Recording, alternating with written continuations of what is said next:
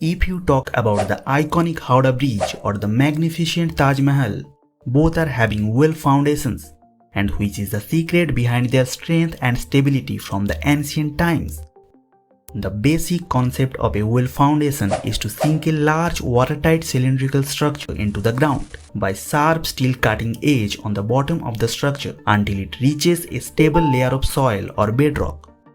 After achieving the desired depth, bottom plug concreting will be done by trimmy concreting method. Then the hollow shaft is filled with clean sand and a concrete seal will be done known as top plug. Finally, the well cap will be casted over the top plug. Let's understand the various components of a well foundation and their functions. Number 1. Well steining. It is the outer wall of a well foundation and main body of the well, which transfers the loads to the base of the foundation. The thickness of well steining should be sufficient to transmit the heavy loads. The thickness of well steining should not be less than 500 mm and shall be calculated as T equals to K into D into root over L, where T is the minimum thickness of well steining in meters. D means external diameter of circular well in meters. L is the depth of well below low water level or top of the well cap, whichever is greater.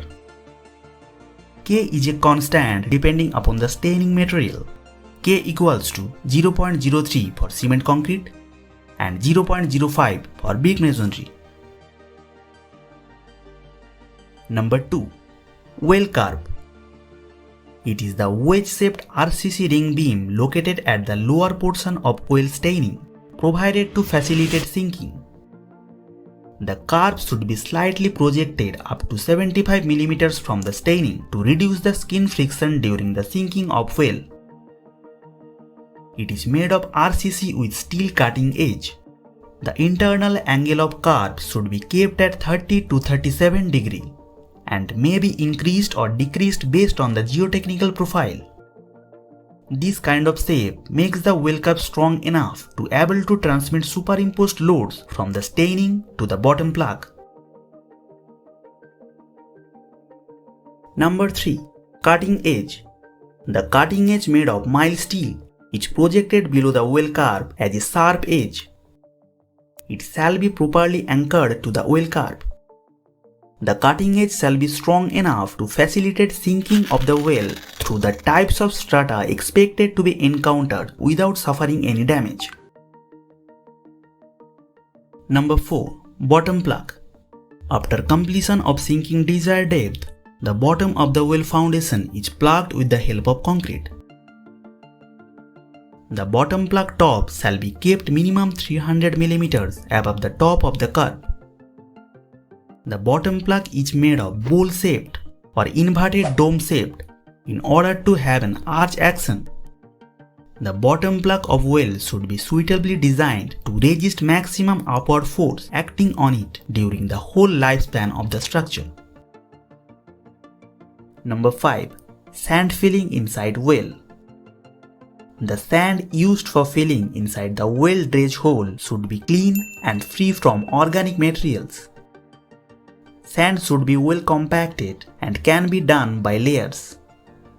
Through sand filling, a part of load is also transferred from top plug to the bottom plug. Number 6. Top plug.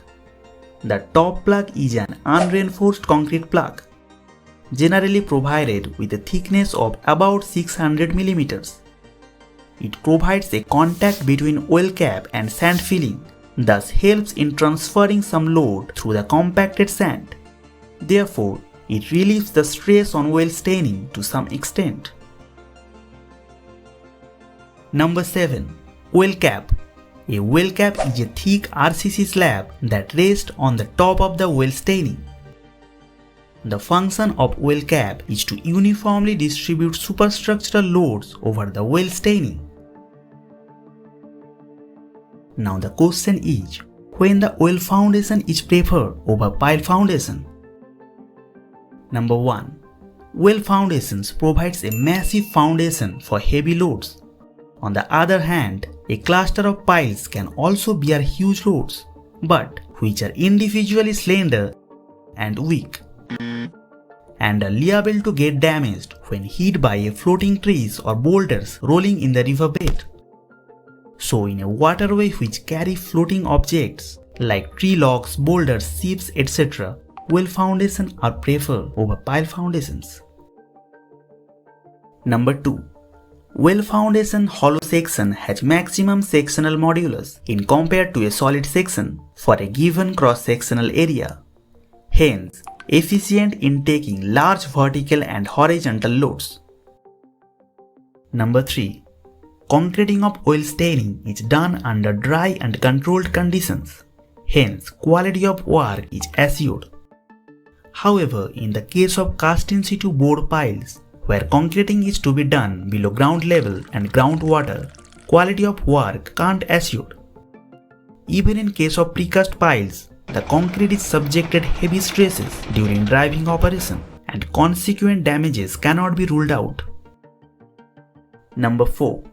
When scour takes place, the piles acts as long columns and subjected to huge bending stresses due to the bending moment contributed by the forces of water current and longitudinal forces on the bridge deck due to the tractic effort and braking forces. In such cases, where scour depth is high, well foundation is the best choice.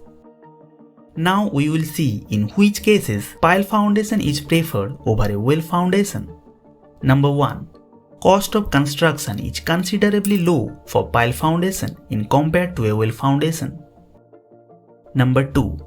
Pile foundations have a clear advantage over well foundations in terms of speedy construction. Wherever time is a criteria, the pile foundation is the best choice. If you like this video, make sure you hit the subscribe button below and click on the bell to turn on the notification.